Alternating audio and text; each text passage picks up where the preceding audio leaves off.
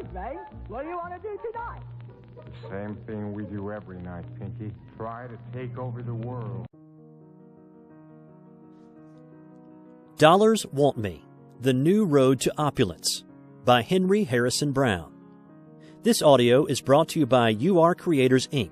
and is free to use and download. Preface to the first edition. To the reader. This essay upon the dollar appeared in Now as one of a series of 12 lessons entitled Success and How I Won It Through Affirmation. It attracted much attention and drew out from its readers many letters. This appreciation has decided Now Folk to reprint it in the form for a wider circulation. This will conserve the purpose for which it was written. I wish to awaken my fellows to a sense of their present possessions and help them to a realization of the principle which controls life's expressions so that living being to them a fine art. They will cease to look for happiness in some far-off heaven, but will enter into the enjoyment of the one they create here and now. It is believed that this little monograph is the first utterance of the thought that each individual has the ability so to radiate his mental forces that he can cause the dollar to feel him, love him, seek him, and thus draw, at will, all things needed for his unfoldment from the universal supply. It will help you to rise above the drudgery of enforced labor and enable you to enter upon the manifold expressions of life and the joy and spontaneity of childhood. This is the thought which comes to you with this, My Lesson of Success. Henry Harrison Brown. Supply. He who dares assert the I may calmly wait, while hurrying fate meets his demands with sure supply. Helen Wilmans. Harmony.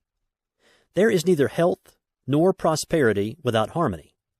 There is no peace, no health, where there is want, be it want of material supply, wisdom supply, or love supply. Love, truth, and dollars. These are necessary to human well-being. Mind, body, and estate must be cared for. In order that there may be health, happiness, and prosperity, there must be harmony. This harmony is found in merely giving self, the soul, its way. Harmony is living in obedience to mental law. It is found in right thinking. Bane of poverty. Poverty is the main cause of the unrest, the disease, the unease that afflicts mankind. Remove poverty by right thinking, and all attendant evils will disappear. This right thinking means that there shall be on the part of the individual a change of attitude toward the dollar. Mental attitude. The prevalent attitude is want for the dollar, belief that dollars are power. This must be outgrown, and the attitude must be that all power is in man. Dollars are machines with power delegated to them by man. They are useless without man. Dollars want me is to be the thought of the coming man. A few so think now and have obtained mastery of supply. Demand and supply. It is a legitimate demand on the part of each individual that he have enough. To supply human needs is the function of the universe. All is for man. The sun shines for him. The waters run for him. The flowers bloom for him. The grain ripens for him. And the earth teems with beauty for him. All would be useless, would be purposeless, but for him. When he ceases to be, there is no use for the universe or anything in it. Without man, these are virtually non-existent. Man alone gives a meaning, a use, a value, a purpose to the universe. There is enough in the universal one from which all things materialize, for each one to have enough to meet all desires without robbing any. Infinite supply is all about us, and yet there is want. Whose the fault? Not of the one. It is in ourselves. We have not known how to claim, nor have we claimed our own. Law of supply. The law is simple, and it is laid down by the greatest political economist as well as the greatest mental scientist the world has in its historic records. He was not a theologian. Neither did he deal with questions of a future life, as many seem to think. He was a sociologist and a socialist. He dealt with questions of the life that now is. His name was Jesus. He gave the law thus: seek first the kingdom of God and his righteousness, and all things shall be added unto you. Study the law. Analyze thus: kingdom of God? Where? Within you. God is spirit, he said. The kingdom of God is then in the soul. It is the ego or soul of man. Know thyself as soul. Know thyself as spirit. This is the law. Live rightly is the meaning of his righteousness. Live in accord with your sense of right. Obey your own conscience. Then all things shall be yours. Things of whatever kind, of all kinds, are manifestations of the one substance. Things are, like yourself, manifestations of the one God. Dollars are things. Dollars are manifestations of the one God. The law is simple. Plain directions these. Live true to self. Live spiritually. Give the first place in your thought to the eternal, from which things come, and then all things will come to you at need. First? Yes, not things first, but that mental condition which controls things. Not dollars first, but that mental attitude which attracts dollars. I trust myself.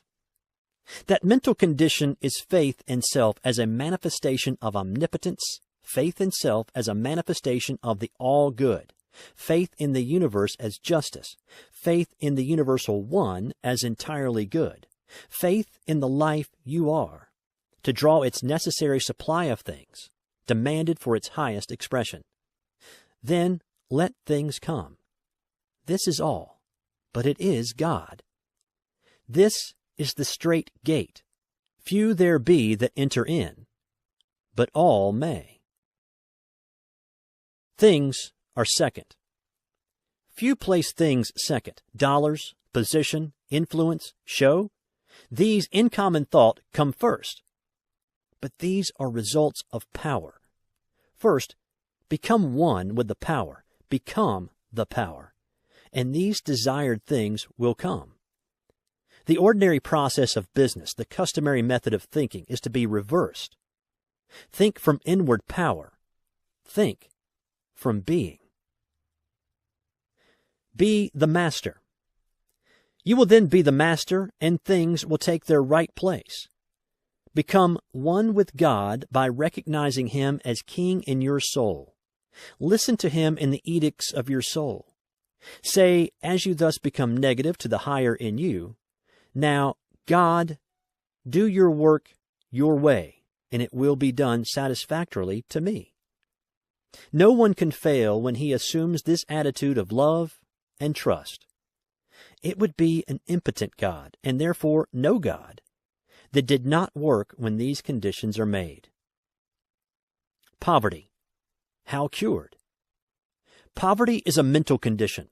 It can be cured only by the affirmation of power to cure.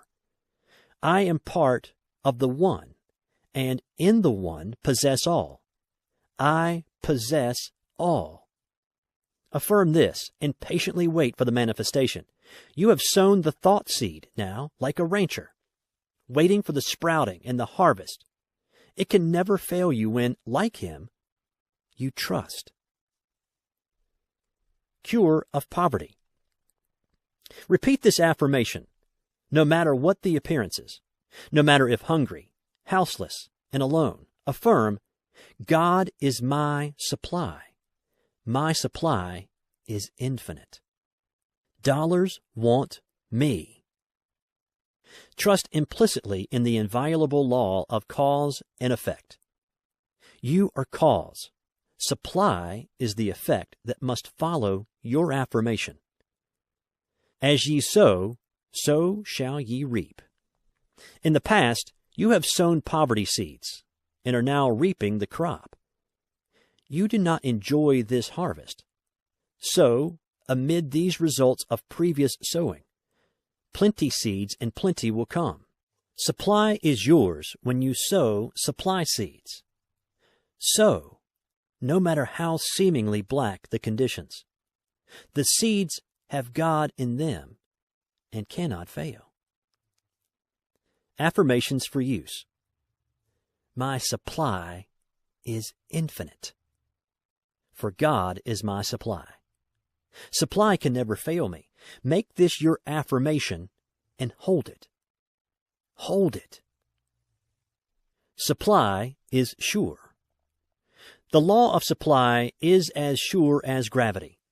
In this affirmation, all is mine. Dollars want me. You have repolarized your aura. You have changed your vibrations, and you will draw as the magnet draws the needle, all you can use. Try it. Never let go of your trust that dollars, or that for which they stand, will come. Thy kingdom, O soul, has come, and thy will is done, for God and soul are one. All is mine, 'tis but by asking. Ere I make my silent plea, life unlocks her richest treasures for my waiting eyes to see. Opulence. You conquer fate by thought. If you think the fatal thought of men and institutions, you need never pull the trigger. The consequences of thinking inevitably follow. Carlyle. The dollar's side. Personal ideals of necessity must differ, yet, since money represents objective power, its consideration must enter as a factor into every ideal of success. Money represents supply. It stands in our thought for food, clothing, and shelter, for books, pictures, and companionship, for enjoyment, unfoldment, and expression. Material supply is a necessity of life.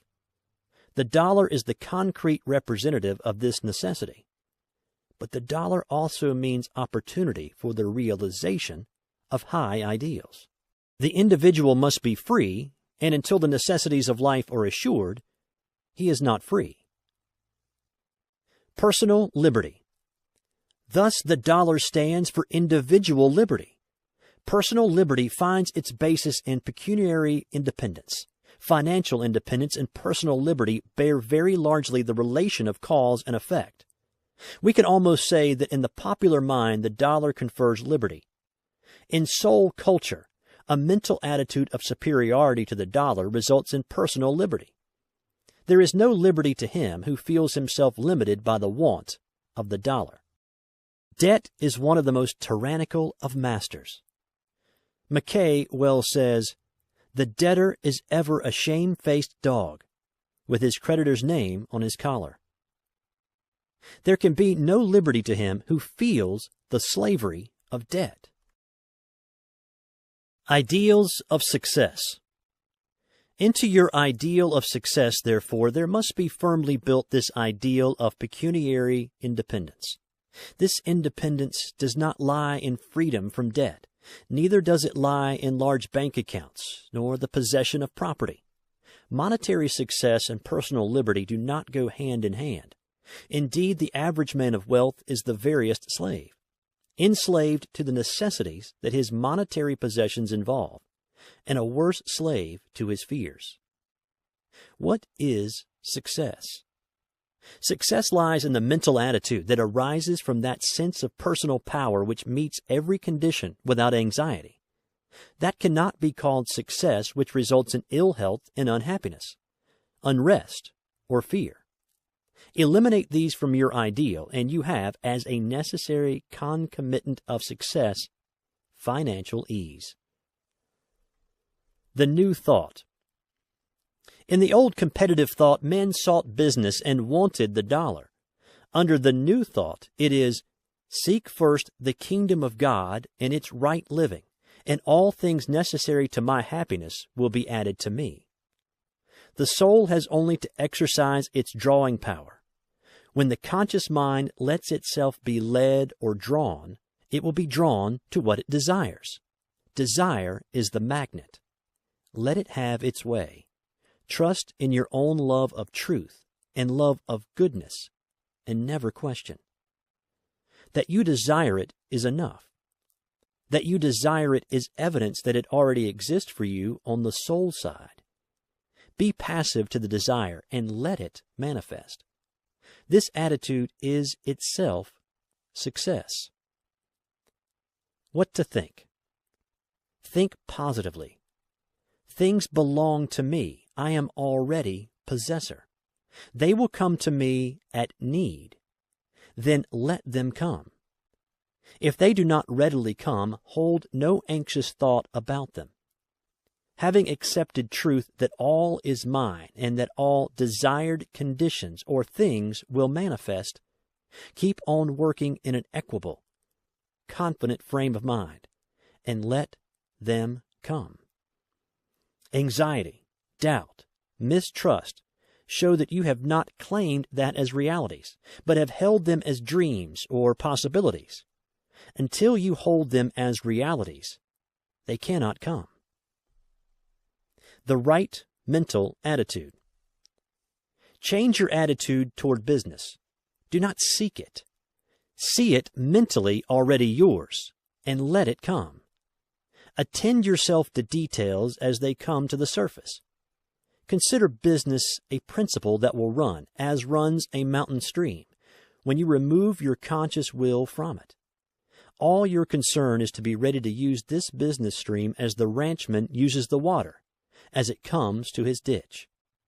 There is but one power, and that is the universal, the infinite power.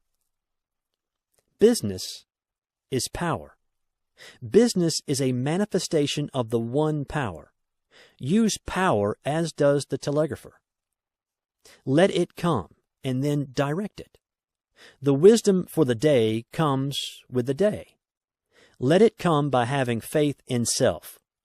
Work each moment as if what you desire were here, and it is here. Place of money. As to money, regard it also as merely the power that keeps business going. Welcome its coming and rejoice at its going. It never does its work until, like water in the stream, it has passed under the wheel. The hoarded dollar does not work and is of no real value to you.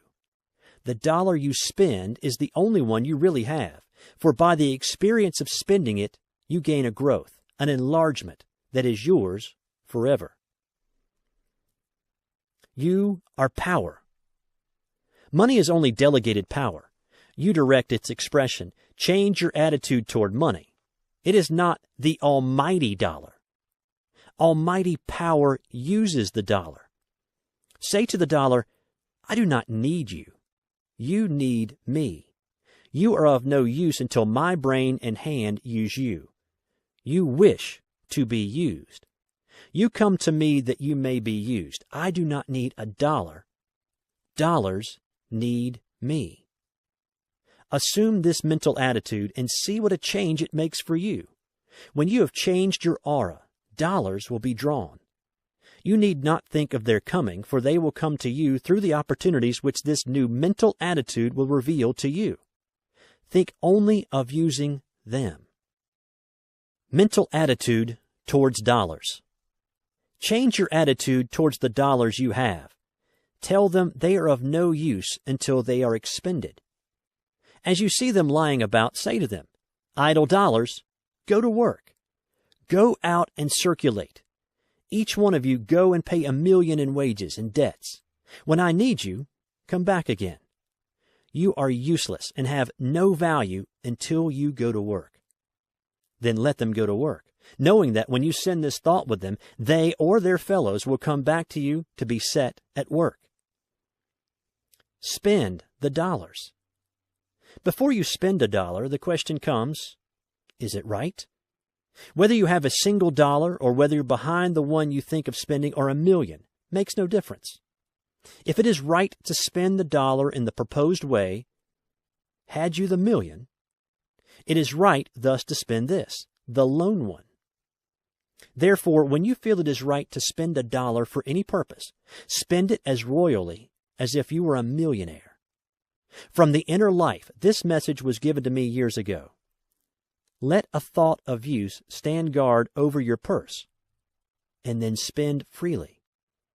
Amend this by affirming, a thought of the righteousness of the spending stands guard over my dollars, and I send them forth with blessing.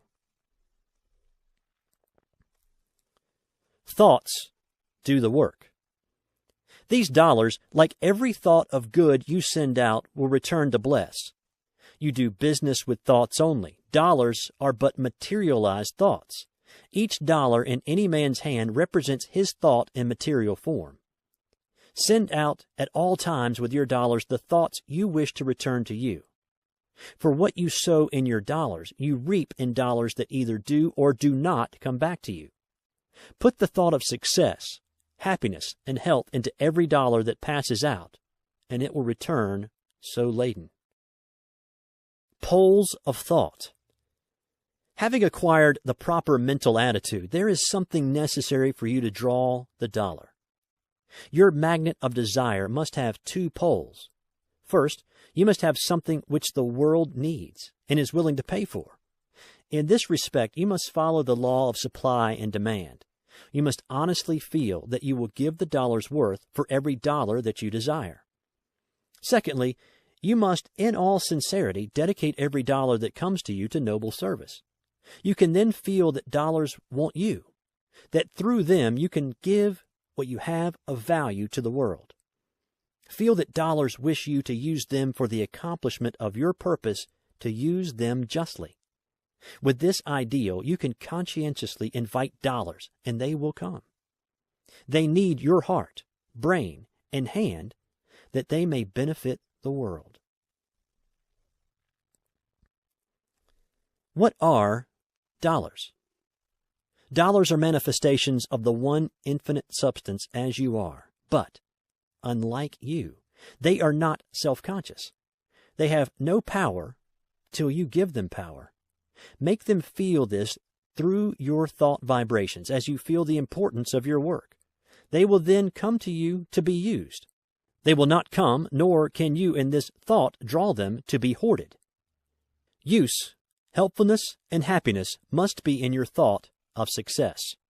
This held firmly, perseveringly as your affirmation will turn the current of dollars your way. What to think? Your thought should be, I possess that which the world wants. Dollars want me to use them in scattering that which I have to bless. Use these affirmations persistently. Dollars love me. Dollars want me. I am ready to use dollars, and they only come to me to be used. Make no limit as to the amount. Claim abundance. Claim all you can use for good, all that is needed to enable you to be useful and happy. Abundant supply be your demand. Time a factor.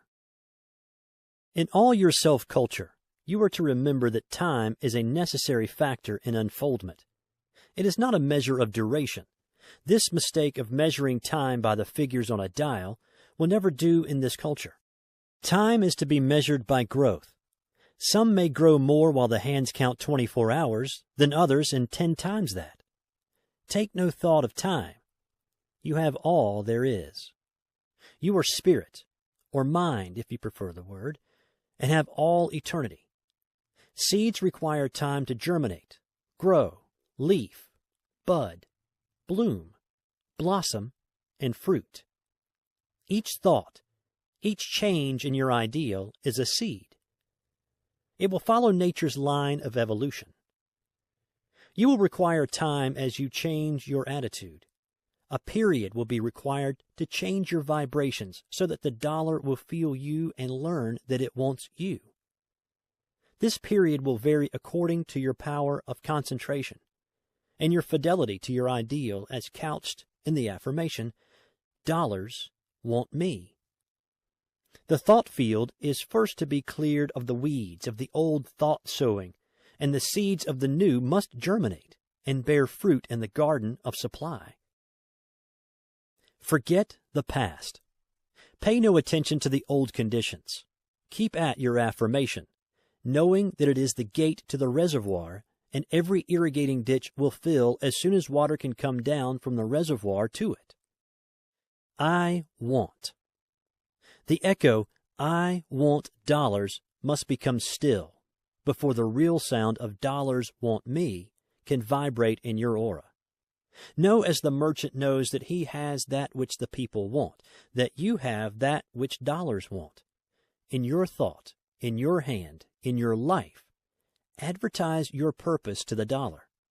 Tell it that it wants all these, that without you, it has no power, that without you, it can do nothing.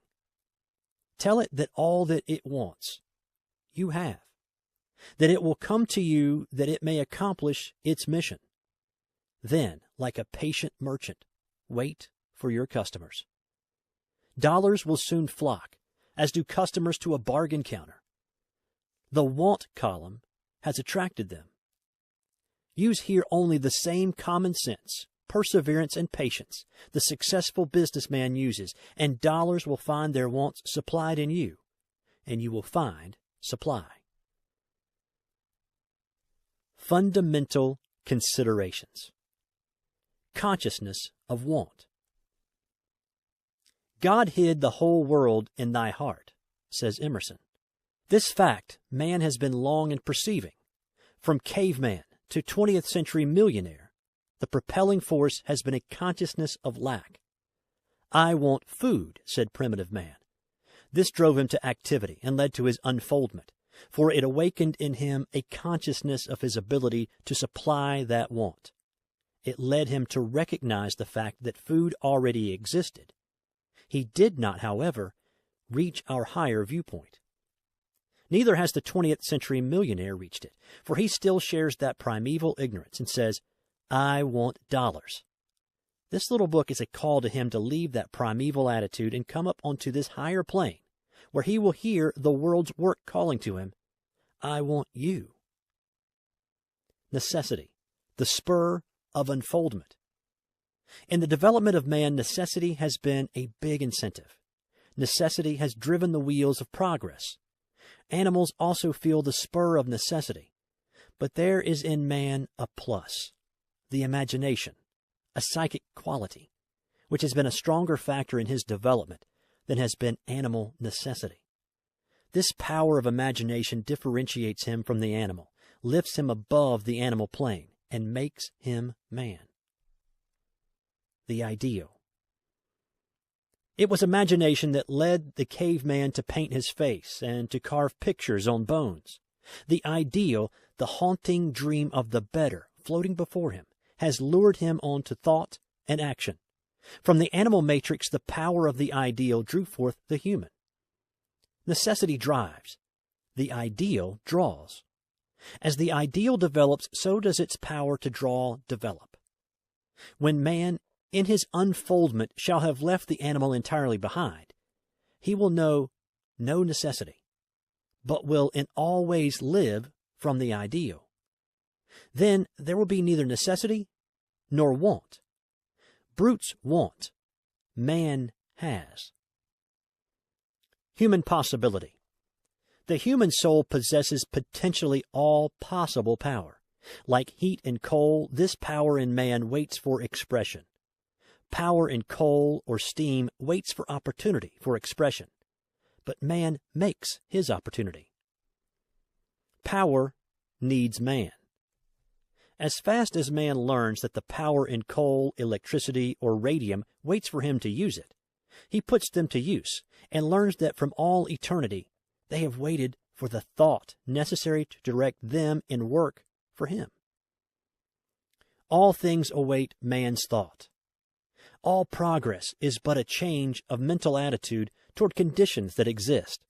A weed is a plant man does not know the use of, says Emerson. So the condition, whatever it be, that is today untoward, when man knows how to use it, will be found favorable. There are millions of weeds waiting for man to learn their use. Weeds want man. They will tell their secret to the listening ear. Weeds, as well as roses, live for our happiness. The ideal leads to discoveries. Desire for something new led man to find coloring matter in what were useless weeds, to find food in others and in others clothing and building material. Plants, minerals, and unknown forces are still waiting for man to use them. Man is ever to think, new forces want me. Love of the ideal. Love for the ideal leads to desire. Desire leads to action. Action converts untoward conditions into the actual ideal. In the old thought, man was controlled by want. He was ignorant of his place and power in nature. In this thought of want, he labored. Ave, even in his religious life, he wrought in the want of heaven. But the fact is, heaven holds out rewards for man because it wants him.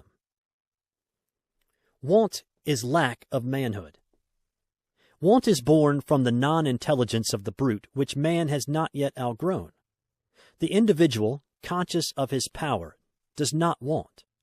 He knows that whatever is needed for his health, happiness, and unfoldment already is. All he needs to know is where and how to get it. The psalmist said in a most matter-of-fact way, "The Lord is my shepherd, I shall not want." Why? Because the power that called him into being prepared conditions for him before he came. Jesus saw the same truth in the realization that he was an integral portion of the universe. He said, "I and my Father are one. All things that the Father hath are mine." And he had learned how to get them. He could not lack. He knew his power. Even the wind and the sea obeyed him. Nature's demand. Things for man and not man for things. Whoever realizes this truth cannot want. All nature wants him, is constantly bidding for him, and even lying in wait for him. Opportunities are ever present for man to use. Power and things which represent power are at all times present for his unfolding into consciousness of himself as being. As a child of infinite wisdom, the constant enlargement of this consciousness causes a constant change of mental attitude, so that man learns to use opportunities and conditions instead of being used by them. Worth of a man. When once an individual has reached this consciousness of himself, he realizes the value of Emerson's admonition. Let a man know his worth and keep things under his feet. Let him not peep or steal or skulk up and down like a charity boy, a bastard, or an interloper in the world which exists for him. He will know that all that is for the unfolding into consciousness of the embryo, God, which he is. Following the ideal. He will follow in love his ideal, and there will constantly open fields of activity that want him. There will constantly be more power asking him to harness it. In radium, he is finding now only the promise of future knowledge, of vaster use. Power is an atmosphere that cannot be limited or lessened. In consciousness of himself as power to use power, man will not seek to possess things, but will learn to use things. Thus will a law be fulfilled. Seek first the kingdom. Then will things be added. No life waste. This truth perceived, man will not waste life in hoarding and clinging to things. Each day he will use, in love, everything that is his to use, and thus will develop his power to draw other things that want him to use them. He will gradually unfold the ability to see and improve the incessant opportunities that force themselves upon him. He will come to know that nature wants his thought, and love to help her express her latent forces, which are merely waiting for the hand of man to loose for his use. Nothing has value save that which adds to man's health, happiness, or usefulness. Says James Freeman Clarke, nature writes upon all her works, service to man. Inventions.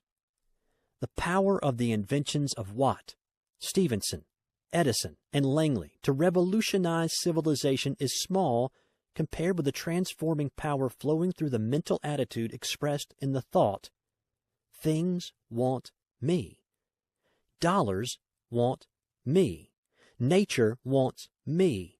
God wants me. Power of truth. Every new perception of truth causes changes in every line of thought and endeavor. Not an avenue of human expression, but was changed by Copernicus and by Darwin, Wallace, and Spencer. The truth that a tan is wanted will work a greater advancement in spiritual welfare than these perceptions of scientist and philosopher have wrought in material and intellectual good. Universal principle. The principle is universal. Man must entirely reverse his attitude toward nature, himself, and things. He must recognize that, as the crowning expression of infinite power, he is to accept his place as the ruler, and he is to exercise dominion over all things. He must affirm, the world exists for me. It is for my use. It has no other use than to minister to me. Without me, there is no purpose, no ultimate in nature. Social change. There can never be a happy and equitable condition in society until the present attitude of want is changed. Whenever the race shall affirm, things want me, then the millennium will be near. Man will then see that he is infinite in his possibilities, that time and things are simply the means by which he comes into consciousness of his own divinity and immortality. That change comes to each individual when he learns to affirm in truth, I possess, in place of, as he now says, I want. Dollars want me, in place of, I want dollars. Great is this change. This change is so great that when proposed to the average man, he no more sees the principle and its import than would the boy by Franklin's side have understood him, had Franklin said that the lightning which he was drawing from the sky would run streetcars and drive automobiles and airplanes. Dollars want me will work a no less marvelous change in the world's social life. Criticism. I am aware that the principles of this little book are an easy mark for the humorous or satirical pen of the superficial critic. Plain as my point of view is, the blind critic can easily miss it, and the point of view is all important. The position of the book. I affirm the infinite possibilities of the human soul. I have faith in man as power to overcome all limitations and to realize that he is able, through expressing his divinity, to have dominion over all nature. He will have this as fast as he learns his power. I affirm that there is but one power, one mind. All phenomena are but a manifestation of that one. The self-conscious manifestation of that mind, man, because he is self-conscious, has power to command obedience from all that is not self-conscious, to command all that is not himself. Money, being a part of all, and also being a creation of human thought, is subject to human will. All this my critic may not accept, and consequently he will look from the old thought point of view. Having no thought in common, he cannot agree with me. Work and practice. Do you wish to know the truth of these principles? Practice them and await results. The final test is always, by their fruits ye shall know them. Practice is necessary. No ideal can be reached without great effort. Your desire must be accompanied by earnest work. Indolence will never draw. The magnet works, or it would not draw the needle. Thought is work. Concentration and will and effort are necessary. Plan and stick. Accept the principle, and then, as the architect plans and concentrates on his work till his house rises complete, for otherwise it would be a medley, so one must build an ideal of opulence and stick to it, no matter what comes, until he actualizes his ideal in the objective. It is no easy task to develop the faith that moves dollars, but it is easier than to endure the poverty. Let one be as persistent in thinking and declaring, I am rich, as he has been in declaring, I am poor. let him with equal persistency say, I have dollars, as he has been saying, I want dollars. I will promise him that he will grow into that mental attitude of perception that will see and take advantage of opportunities to earn the dollars that lie all about him now unperceived. No man can do his best under the thought of poverty, under the thought of want. Knowing his ability, the workman does his best. Under fear, doubt, mistrust, he can never do good work. The poor workman quarrels with his tools. The good workman knows he has the power and uses to best advantage his tools. It is always the mental attitude that determines success. Let that attitude be, business wants me. An instance of success.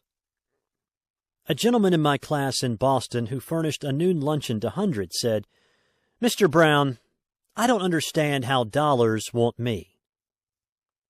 Why did you select that location for your business? I asked. Because it was in the center of the business district and there was opportunity for me, he answered. Surely, said I. You have answered my question. You went there because business called you. Business wanted you. You said, men want dinners, and I go to furnish them. He saw the point, applied it, and thinking thereafter, men want dinners, drew men, and increased his business. We radiate a mental atmosphere that is sensed and is potent. He who says, I want your dollars, repels you. He who says, you want my goods, and I'm glad to serve you, draws business. Rockefeller. When you realize the power of mind through concentration and right thinking, you will see that the great financiers each unconsciously applied the law which this book teaches. I have this instance from some reminiscences which Mr. Rockefeller has published. As our success began, I seldom put my head upon the pillow at night without speaking a few words to myself in this wise. Now a little success. Soon you will fall down. Soon you will be overthrown. Because you think you are quite a merchant. Look out, or you will lose your head. Go steady. These intimate conversations with myself, I am sure, had a great influence in my life. I was afraid I could not stand prosperity, and I tried to teach myself not to get puffed up with any foolish notions. Talk to yourself. Treat yourself as teacher and pupil, as doctor and patient. With constraining directness, make your affirmations to yourself. Only thus can you open up the sources of infinite power that are within you. This talk in E is best done in formulas, positively expressing, I am. Affirmations for success. The teachings of preceding pages have been necessary that you, my reader, may fully understand the principle of affirmation. Now I will give you some examples in the way of affirmations that, if you will repeat them until it becomes a habit for you to think along their lines of thought as automatically and persistently as you have in the old lines, will so completely change your life expression that you will, in comparison with your past, seem like a new person. What to avoid? Avoid negative expression. Never use words that are not in line with your desire. Here are 3 expressions to avoid. I cannot afford it. It is common when one desires a thing and does not feel that he can expend the cash for it to say, I cannot afford it. For what are the dollars in your purse? To spend. Can you afford to spend them? Is it not that for which you have them? You do not mean that you cannot afford. This thought makes you the servant of the dollar. What you really mean is, I do not feel that this thing is the one I can best buy now. I prefer to use the dollar in other ways. This is the proper attitude of mind. In it, you continue to be the master and the dollar is subject to your decision. This may seem like a very little thing, but it is the most important thought you can apply in your career for success. It is dollars want me thought, and not the thought, I want dollars to tell me what I shall do with them. A gentleman once said to me, I'd like to buy some of your books, but I cannot afford it. Excuse me, said I. You smoke 10-cent cigars? Certainly, was his reply. At least 5 a day? Sure, he said. You can afford them? I do. Then you will pardon me. You should have said, I can afford to buy some books if I decide, but I prefer to spend the dollar for cigars. This is your privilege. Exercise your personal liberty and be master of your pocketbook and say, I spend the dollar as I desire. I have spent so much. This is the second expression to avoid. Have you spent or exchanged that which represented value for something of value which it stood for? You bought a suit of clothes. $20 exchanged for clothes. In taking an account of stock, you only changed $20 from cash to assets. Your account balance is the same. Investment. Another way to look at money expended is as an investment. $50 invested in mining stock, and you look for dividends. So invest every dollar that passes out of your hands. It is an investment in education, in health, in experience. Feel thus toward the dollars as they go, and then your mental attitude will be so clear that you will see opportunities for other investments that will bring sure dividends. Regret, sorrow, fears, remorse, and all such attitudes of mind so cloud the judgment that other effects similar to those regretted will follow. Happy, peaceful, contented, trustful, self-respectful mental states keep the reason, conscience, and judgment clear, and proper investments will be made under them. Always see a dividend coming in from every dollar that goes from your purse.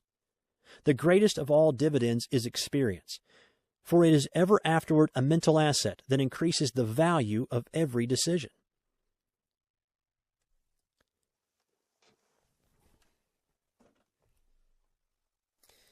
I've lost so much. This, the third expression to avoid, is akin to the spending idea, but worse. Away with it. The lesson learned is worth all it cost. Nature always gives measure for measure. So much experience for future guidance is always adequate recompense. All one gets out of life is the result of experience. Experience is the expression of life, the pressing out of life into consciousness. All our present consciousness is the result of experience. The presence is but adding through experience to the sum total of our consciousness. So is it true that we act with all our past and think in the present? For this reason, no one has any cause to regret or repent or be sorry for any experience. One is today in consciousness all that he has expressed of the infinite possibilities of the soul. Let him say, I have always expressed as my reason, my desire, and my will have determined. I have learned by experience what expression brings happiness and what misery. According to my power to choose, to decide, and to persist, have I used the experience. Because of my use of dollars, I learn how to use them if I am wise. If I do not learn, then the want which I allow myself to feel for the dollar will be the cause of more suffering.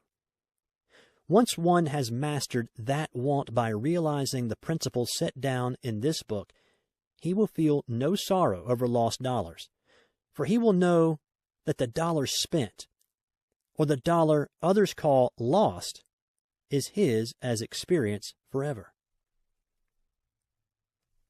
Financial freedom. Financial freedom is the real desire which actuates men in their labors for the dollar. That freedom will never come as long as one puts in the dollar any power to add to or to detract from his happiness. Until he realizes that it is his attitude toward the use of the dollar that will bring satisfaction, there will always be the cry of want. Affirmations. I therefore recommend that the following affirmations be used till the mental attitude they express becomes habitual. I desire a deep consciousness of financial freedom. I desire that the flow of prosperity become equalized. I desire a greater consciousness of my power to attract the dollar. I desire a constant success in my business. When you have used this until you are conscious of a definiteness in your desire, you may use the following. I have a deeper consciousness of financial freedom. I am financially free. Dollars want me. The indwelling power cares for my purse. I have whatever I desire. I have no question of expenditure. What I feel I need, that I purchase. I can afford to use dollars for my happiness. I have clothes, food, books, entertainment, and whatever I need for health, happiness, friendship, and service to others. Here is another which was developed with the assistance of a friend, for myself in a time of my own weakness. I must always say to myself, I'm financially free. I must see to it that the two men, the material and the spiritual that I am, shall blend to the purpose of financial success. I see myself in such a financial condition that the money is always there, actually, vividly there, to use freely and in fullness. I always have a good bank account. I actually see it. My own idea of the law is to use. I insist most rigidly upon using my law most persistently until I have my full demonstration. I have strength of character, stamina, backbone, powerful purpose in accomplishing. I demonstrate that I'll have my home, funds for business, for recreation, and for any improvement in myself. I affirm real emancipation, real freedom to make the very best in my life.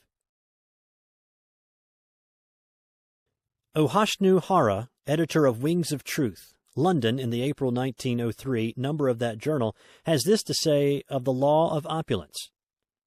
The February issue of Now contained an article on opulence. I've read a good many articles on opulence. Some have impressed me, some fell flat as a pancake. This one didn't. First of all, it placed all my former theories in the wrong light. My idea was to say I want. It is quite true that when I did this, I generally got what I wanted sooner or later, but if H.B. says that you must not say I want, in effect, he says you must affirm I don't want dollars. Dollars want me. H.B. is right. A very little consideration will show this is right, but consideration wasn't enough for me. I put it to the test. The first 5 days, my receipts fell almost to zero, but I was determined to hang on. I felt it was right, that the drop in my business was due to the readjustment of the vibrations. For long experience has taught me that you cannot turn round from one method of thought to another very suddenly without disturbing the currents, and these have to get readjusted to the new rate of vibration before you can work them. The 6th day, my patience was amply rewarded. For every one order I had been in the habit of receiving, I got 20, and it has kept me up ever since. The honey pot. Now, I never weaken my position by affirming that I want anything. I say it wants me, and I know it will come. It is not any use making that statement, of course, if you doubt it. You must back up your statement with faith and feel it is already yours. It is rather on the principle of the honey pot and the swarm of summer flies. You are the pot of honey. The dollars are the flies. Now, the honey doesn't worry about the flies. It is content to be sweet, to give off a faint, sweet smell, and to stick. But the flies do want. They come from all quarters. They swarm into it, sip its sweetness, and buzz all around. The honey is a power, irresistible power so far as flies go. They want. It is a great center of attraction. Now, say you run some particular line of business. You are the honey. In the world, there are many people who want what you have to give them, who will gladly pay cash for it, who cannot help being attracted to your honey as the flies might be. Thought power. Your thought is strong and is potent beyond measure. But when you assume the wanting attitude, although you do most certainly attract, it is nothing like the powerful attraction formed by your quiet, confident attitude of absolute conviction that the thing wants you. The attitude of desire is strong, but the attitude of certainty, of possession, which this new thought makes possible, is wonderful, and a veritable tower of strength. It has made things possible to me that were quite out of the question before.